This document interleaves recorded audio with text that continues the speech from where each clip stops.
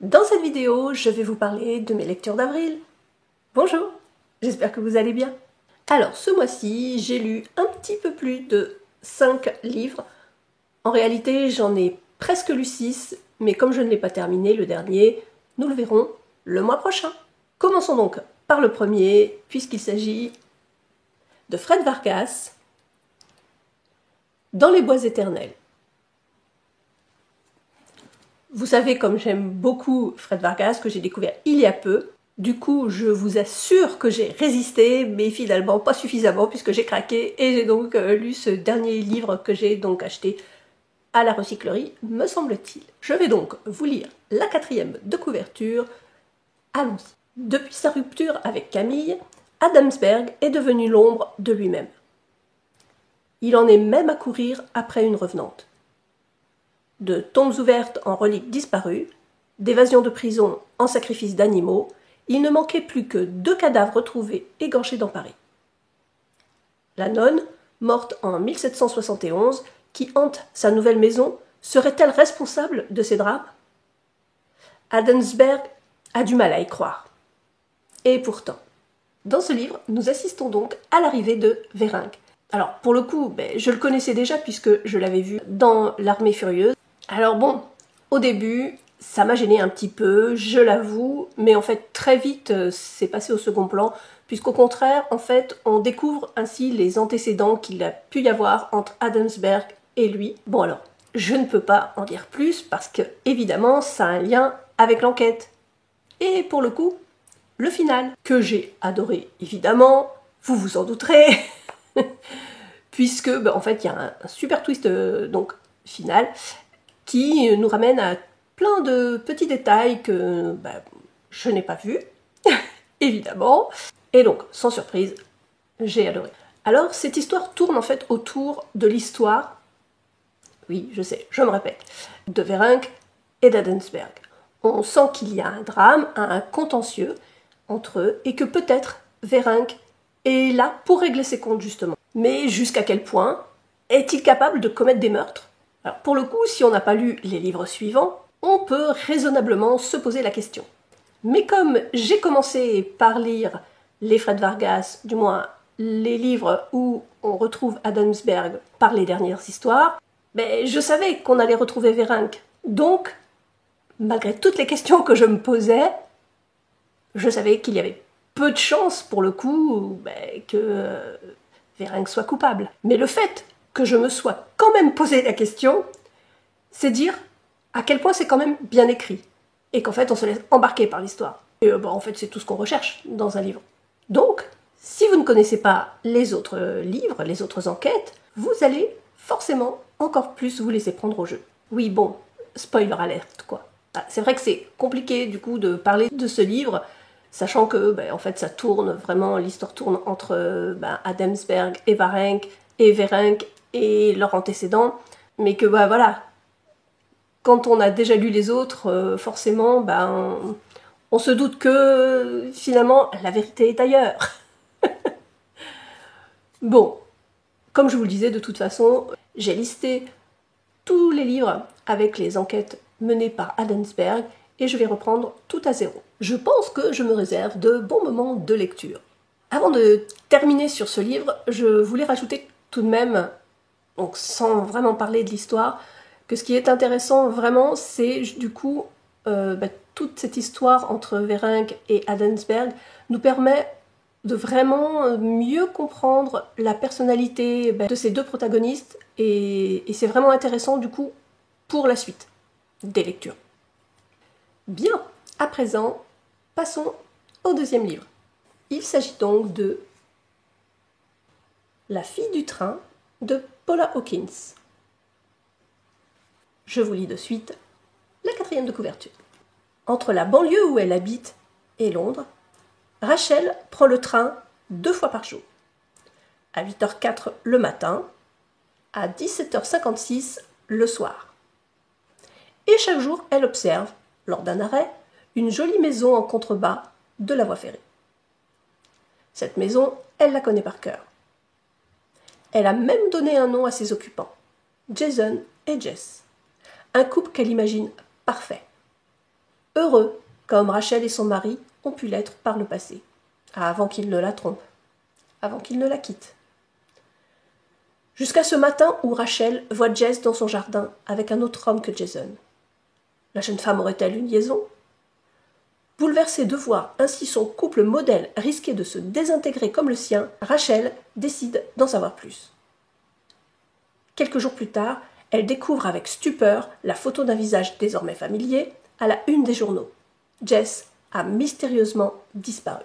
Dès le début du livre, donc, on fait la connaissance de Rachel, une jeune femme qui a vu sa vie basculer le jour où elle a découvert que Tom, son mari adoré, la trompait et qu'il la quittait pour Anna, puisqu'elle était enceinte de lui. Au fil des pages, on suit donc ses errances, son oubli dans l'alcool, puisqu'il semblerait que depuis ce jour-là, elle ait des problèmes avec l'alcool. Mais au fil de la lecture, on se pose des questions. Jusqu'à quel point ses souvenirs sont-ils exacts? On apprend aussi que, suite à sa descente aux enfers, elle a perdu également son travail. Mais que, de honte, elle n'a pas osé le dire à son amie chez qui elle loue une chambre. Alors, tous les jours, elle se lève et elle va prendre le train comme pour aller à son travail. Ce trajet la fait passer donc devant son ancienne maison où elle a vécu des jours tellement heureux. Mais surtout, à quelques maisons de son ancienne maison à elle, elle se lie d'affection imaginaire pour un jeune couple qu'elle imagine donc parfait et à qui elle a donné des noms fictifs, à défaut de connaître les vrais. Et puis un jour, elle voit la jeune femme embrasser un autre homme que son mari. Et cela la met dans une colère, incompréhensible. Comment Jess, comme elle la surnomme, peut-elle faire ça à son mari?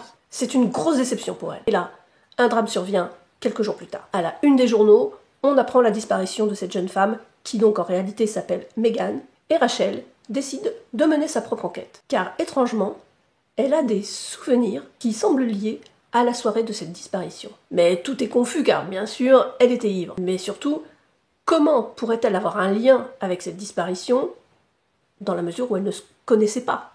Dans le même temps, ou à quelques semaines de décalage, certains chapitres sont écrits depuis le point de vue de Megan, la jeune femme disparue donc, et d'Anna, la femme de l'ex-mari de Rachel. On suit donc cette histoire sans avoir un instant de répit, en soupçonnant évidemment chacun des protagonistes tour à tour. Jusqu'au moment où un doute survient. Et si on avait fait fausse route? Et si la vérité était ailleurs? Oui, je sais. J'aime bien cette expression. Je disais donc, et si la vérité était ailleurs? Là où on ne l'aurait jamais pensé.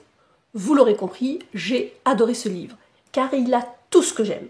Le suspense, une écriture fluide, rythmée, qui fait que l'on a du mal à lâcher le livre. C'est ce qu'on appelle aujourd'hui un page-turner. Et surtout une fin qu'on ne soupçonne vraiment à quelques pages du dénouement final. Et surtout à laquelle on refuse de croire. Autant vous dire que je vous recommande vivement cette lecture. Si ce n'est pas déjà fait, mais vraiment, foncez. Vous allez le trouver, je pense, un peu partout. Il y a un petit moment qu'il est sorti, donc vous pouvez le trouver sur Vinted à quelques euros. Et de toute façon, il est donc au format pocket, donc vous pouvez le trouver partout. Ouais, vous l'aurez compris. On n'est pas loin du coup de cœur. Ça n'est pas le coup de cœur, comme j'ai pu l'avoir pour Kate Morton et Les Ombres d'Adélaïde Hills, mais vraiment, il le frôle. Bref, passons à la troisième lecture. Il s'agit du roman d'Agnès Martin-Lugan, Une évidence. Je vous lis donc la 4e de couverture. Reine mène une vie heureuse qu'elle partage entre son fils de 17 ans et un métier passionnant.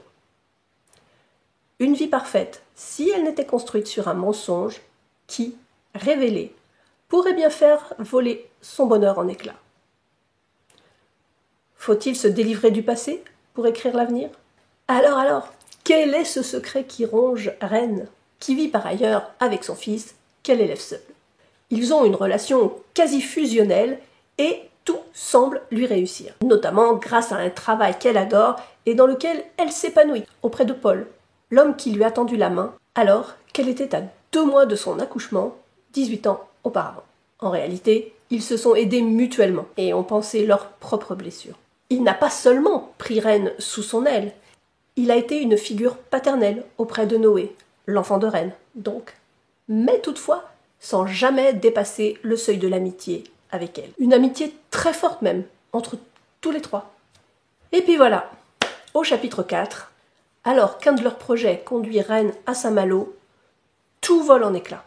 Ren comprend que rien ne sera plus comme avant, qu'elle va devoir affronter tous les mensonges qu'elle a dit pour se protéger, certes, mais au risque de perdre son fils adoré. Car son passé la rattrape de façon totalement inattendue. Dans ce livre, il y a de la haine, de l'amour, des sourires et des larmes, évidemment. Et oui, j'ai beaucoup pleuré, je l'avoue. D'ailleurs, j'ai commencé le livre un soir et je ne l'ai refermé qu'aux aurores, tant je n'arrivais pas à me détacher de cette lecture. Oui, c'est pour vous dire. Alors bien sûr, il y a de la romance, mais pas seulement. Et ici, on est face à des problèmes bien réels que nous pouvons tous rencontrer et connaître. Comme le fait d'élever seul son enfant, déjà. Et donc des relations très fusionnelles, spéciales, qui en découlent. Le problème de refaire sa vie avec un homme qui n'est pas le père de son enfant. Enfin bref, des héros, du moins des protagonistes très attachants. Je ne vais pas vous parler des autres protagonistes parce que pour le coup, je vous en dirai trop, je pense. Et je ne veux pas vous spoiler. C'est donc un livre que j'ai beaucoup aimé et que je vous recommande également, si vous aimez ce genre de roman. Pas un coup de cœur non plus, puisque je n'ai pas eu de surprise outre mesure. Mais en fait, avec ce livre, c'est pas forcément ce qu'on recherche ou ce qu'on attend. Mais c'est tellement bien écrit, pareil, tellement fluide. On a toujours, à chaque fin de page, en fait, on a envie de tourner la page et puis d'en savoir, de savoir ce qui va se passer. Donc, ouais, c'est vraiment le genre de livre que j'aime beaucoup et pour tout vous dire, j'ai hâte de lire un autre titre de cet auteur. Passons donc au roman suivant. Il s'agit d'un livre de Maxime Chatham, Le sang du temps. Dans le cadre d'une lecture commune que j'avais proposée sur mon canal Insta, Lecture, Tea Time et Papotage, c'est Maxime Chatham qui avait obtenu le plus de votes. Puis son roman La promesse des ténèbres qui avait obtenu donc le plus de votes également et qui avait été sélectionné. Sauf qu'au final, en lisant le résumé de ce titre, je trouvais que vraiment il était particulièrement sombre, comme la plupart des autres résumés que j'avais lus d'ailleurs. Du coup, comme finalement la majorité, bien que l'ayant sélectionné, l'avait déjà lu, j'ai préféré aller vers un titre qui m'inspirait davantage. Et donc, j'ai lu Le sang du temps. Je vous lis donc la 4e de couverture. Paris 2005. Détentrice d'un secret d'État, menacée de mort, Marion doit fuir au plus vite. Prise en charge par la DST, elle est conduite en secret au Mont-Saint-Michel. Le Caire, 1928. Le détective Matheson consigne dans son journal les détails d'une enquête particulièrement sordide. Des cadavres d'enfants atrocement mutilés sont retrouvés dans les faubourgs du Caire. Rapidement, la rumeur se propage. Une goule, créature démoniaque, serait à l'origine de ces meurtres. Mais Matheson refuse de croire à la piste du surnaturel. À première vue, rien de commun entre ces deux époques. Et pourtant, la vérité se cache dans ces pages. Saurez-vous la retrouver? J'ai donc commencé ma lecture le 12 avril avec les 8 premiers chapitres. Une chose qui n'est pas commune, ou que je n'ai pas forcément retrouvée ailleurs, c'est que Maxime Chatham, juste avant le prologue, évoque son expérience en tant que lecteur qui a appris à écouter de la musique pour mieux s'imprégner de l'atmosphère d'un livre. Du coup, il nous conseille une sorte de playlist pouvant nous accompagner dans son roman. Bon, sauf que j'avoue, moi ça n'est définitivement pas mon truc et je n'aime pas écouter de la musique, j'aime bien au contraire être au calme quand je lis. Le prologue nous invite donc en 1928, en mars, à l'est du Caire, près des tombeaux des califes, aux portes du désert. L'atmosphère est plantée, un peu sombre, un peu glauque, et tout de suite, en fait, ça m'a fait penser à du Stephen King. Bon, même s'il y a longtemps que je n'ai pas lu cet auteur. Un cri retentit dans la nuit, un cri de terreur. Selim, un enfant de 10 ans, vient de se faire tuer. Peut-être par une chose effrayante, une ombre, une goule. On enchaîne ensuite donc avec le premier chapitre, où là nous nous retrouvons presque de nos jours en 2005, à Paris. La colère des Français ne cesse de monter. On s'attend à un nouveau 68, mais en bien plus puissant. Et on fait donc la connaissance de Marion, qui se retrouve sous la protection de la DST, ce qui pourrait paraître un petit peu étrange puisqu'elle n'est que secrétaire à l'Institut médico-légal. Alors pourquoi sa vie est-elle en danger puisqu'il s'agit bien de cela? Et donc, si elle n'accepte pas de disparaître, elle risque tout simplement, si je puis dire, de mourir. Et clairement, elle n'a pas vraiment le choix puisque l'agression qu'elle vient de subir, a priori, n'était, semble-t-il, qu'un avertissement. On apprend un peu plus tard qu'elle serait en fait à l'origine du plus gros scandale que la Ve République ait connu. Mais on ne sait pas encore lequel. Et on découvre que la DST a donc décidé de la cacher, devinez où, au Mont-Saint-Michel. Et là, ceux qui me suivaient sur le blog ou sur Instagram également savent que j'ai une affection toute particulière pour le Mont-Saint-Michel que je connais. Alors, par cœur, c'est sûrement un grand mot, on ne connaît jamais un lieu par cœur, mais j'y suis allée plusieurs fois et vraiment j'adore cet endroit. Je ne sais pas pourquoi, il y a quelque chose dans le Mont-Saint-Michel qui fait que j'aime y revenir très régulièrement. C'est d'ailleurs l'une des raisons qui a fait que j'ai sélectionné ce livre, en plus de la double temporalité. Lorsqu'elle arrive donc au Mont-Saint-Michel, on fait la connaissance de sœur Anne et de cette communauté de frères et sœurs qui ont accepté de recevoir Marion sans savoir exactement pourquoi elle venait se cacher ici. De fait, en même temps, un autre événement met tout le monde en effervescence car une grosse tempête est annoncée. Il faut absolument tout calfeutrer pour protéger le Mont-Saint-Michel. Cette tempête promet d'être gigantesque comme jamais on en a connu jusqu'alors. En tout cas, depuis plusieurs siècles. Du coup, tous ces préparatifs nous permettent d'en savoir un petit peu plus sur cette communauté qui vit sur le mont et d'entrevoir le caractère de chacun des personnages. Et puis un soir, alors que Marion rentre chez elle, elle découvre une lettre codée lui demandant si elle est joueuse. Bon alors, d'abord, agacée dans un premier temps, elle se décide finalement d'accepter de jouer le jeu et de la décoder. En réalité, on lui donne un rendez-vous où là, elle trouve également une nouvelle enveloppe qui lui souhaite la bienvenue. Alors que la tempête souffle et que le monde semble déserté, Marion se décide de se promener et d'aller à la rencontre des quelques rares personnes vivant sur le mont. C'est ainsi qu'elle fait la rencontre de Béatrice, une jeune femme qui vit également là avec son fils et qui tient une boutique de souvenirs. Puis, quelques temps plus tard, la tempête étant calmée, on lui propose d'accompagner l'un des frères pour faire l'inventaire d'une bibliothèque qui se trouve à Avranches, donc pas très loin du Mont-Saint-Michel. Ce faisant, elle découvre un livre qui ressemble plus exactement à un journal intime, qui aurait été écrit par un certain Jérémy Matheson en 1928. Intriguée, elle le subtilise et de retour chez elle, elle commence à le lire. À ce moment-là du livre, on bascule à nouveau en 1928 et en fait, les chapitres s'alternent sur ces deux temporalités et qui nous font suivre donc une enquête de ce fameux Jérémy Matheson qui cherchait donc à résoudre les meurtres de plusieurs enfants. C'est en naviguant sur ces deux temporalités et sur cette enquête que j'ai beaucoup pensé à Stephen King.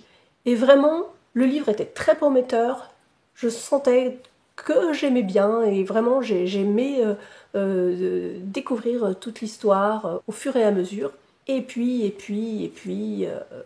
boum badaboum, et bien la fin m'a laissé absolument pantoise. Je n'ai pas de mots.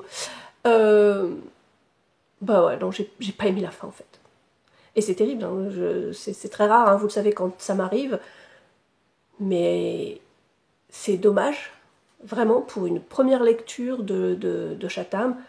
Je sais que s'il a du succès, c'est que vraiment, il y a une raison derrière. On n'a pas de succès comme ça. Mais là, moi, vraiment, je n'ai pas du tout, mais alors pas du tout accroché à la fin. Non. Autant ça partait bien, il y avait tout ce que j'aime, donc vous le savez, j'adore les doubles temporalités, on était au Mont-Saint-Michel, il y avait un petit peu, beaucoup même, pas de surnaturel, mais un peu quand même. Bref, toute une patte qui me faisait donc penser à Stephen King, sauf que à la fin non, quoi, c'est juste pas possible. Donc, quand j'en ai parlé sur mon canal, on m'a effectivement dit que c'était dommage, quoi, en fait, le rendez-vous n'avait pas eu lieu avec cet auteur, parce que vraiment, il méritait d'être connu et d'être lu. Alors, peut-être que j'y reviendrai, mais franchement, pour l'instant, ça m'a pas du tout donné envie d'en lire d'autres. Alors oui, c'est peut-être dommage. Vous me direz ce que vous en pensez, parce que peut-être que vous avez lu et que vous aimez.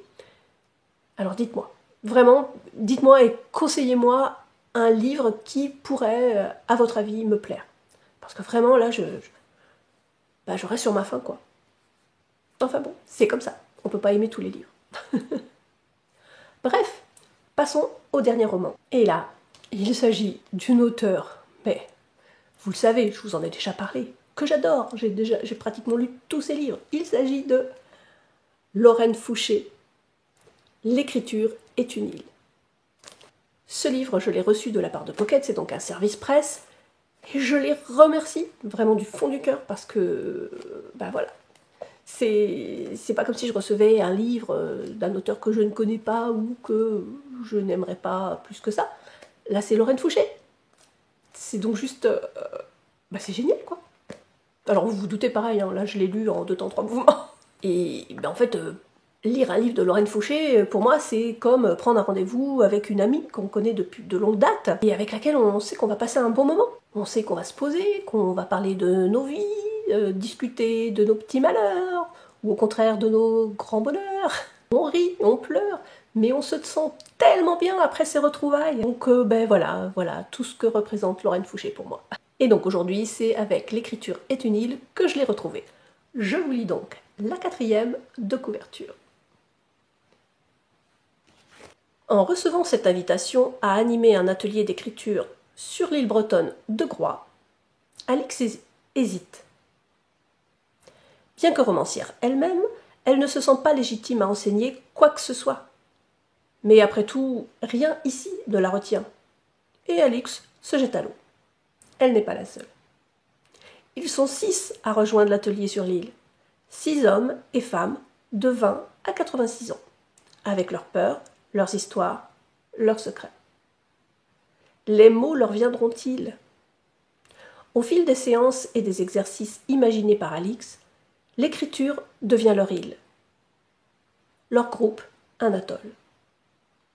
Quelques jours pour trouver sa voix parmi celles des autres, et ensemble, écrire un nouveau chapitre. Bien évidemment, chacun de ces personnages, Alix compris, vient avec ses propres blessures, ses peurs, ses fragilités et ses défis à relever. Bon, vous l'avez compris, ils ont entre 20 et 86 ans, et au-delà de cet atelier, c'est une véritable thérapie qu'ils vont vivre, avec des révélations bouleversantes qui vont les rapprocher bien plus qu'ils n'auraient pu l'imaginer en débarquant sur l'île. Et Alix ne sera pas en reste. Vous vous en doutez, j'ai beaucoup aimé ce roman et adoré suivre Alix et ses compagnons. Il y a donc Daniel, qui a 86 ans, qui est veuf depuis plus de 40 ans, mais qui parle toujours de sa femme au présent, comme si elle était toujours avec lui, et à qui il écrit chaque jour. Il y a Arzur, un jeune homme d'une vingtaine d'années, écorché vif, avec une colère en lui qui ne demande qu'à éclater. Il y a également Cassandra, qui vient de se faire larguer à cause de quelque chose qu'elle aurait dit à sa belle-mère, mais qu'elle ne comprend pas. Et en plus, dans la foulée, elle vient de perdre son travail. Léon, lui, est un acteur qui s'est engagé à créer son propre spectacle pour son premier one-man show, sauf qu'il n'a pas la moindre idée de ce dont il pourrait parler. Il y a également Johanna et Marie, sa mère, toutes deux britanniques. Le Brexit leur a fait perdre leur activité, qui était également une passion. Elles venaient faire les brocantes en France, puis elles revendaient chez elles, en Angleterre. Leur quotidien s'en est du coup retrouvé totalement bouleversé. Et Marie, la maman, semble du coup se perdre de plus en plus dans le passé, au grand désespoir de Johanna. Et puis enfin, Lucchino, fils d'un riche industriel vénitien, vénitien, c'est mieux, décédé alors que lui-même était encore enfant. Ce que j'ai aimé dans ce roman, comme dans pratiquement la plupart des livres de Lorraine Fouché, c'est que chaque personnage a son temps de parole, et du coup, l'emploi du jeu, pour chacun d'entre eux, crée tout de suite un lien entre eux et avec nous, lecteurs. Et bien sûr, une fin intéressante, mais vous vous doutez bien que je ne vais pas vous en dire plus. Donc en résumé, si vous aimez une écriture fluide, qui vous embarque avec des mots simples, mais qui savent vous prendre par les sentiments, alors vous aussi, vous risquez d'être conquis par ce roman. Si empli d'émotions et profondément humain. Encore merci Presse Pocket et merci Lorraine Fouché pour cette parenthèse dans mes lectures actuelles. Et bien voilà, nous avons fait le tour des livres que j'ai lus ce mois-ci. Enfin, le mois dernier. Dites-moi si vous connaissez certains de ces auteurs, peut-être avez-vous lu d'autres livres de ces auteurs, auquel cas dites-moi également, et puis surtout, dites-moi le livre qui a priori vous plairait le plus et peut-être auriez-vous envie de lire. Hâte de savoir. Dans l'immédiat, moi, je vous fais de gros bisous, je vous remercie d'avoir regardé la vidéo jusqu'au bout, je crois que j'étais un petit peu longue cette fois-ci. Et puis surtout, je vous souhaite une bonne semaine et je vous dis à la semaine prochaine.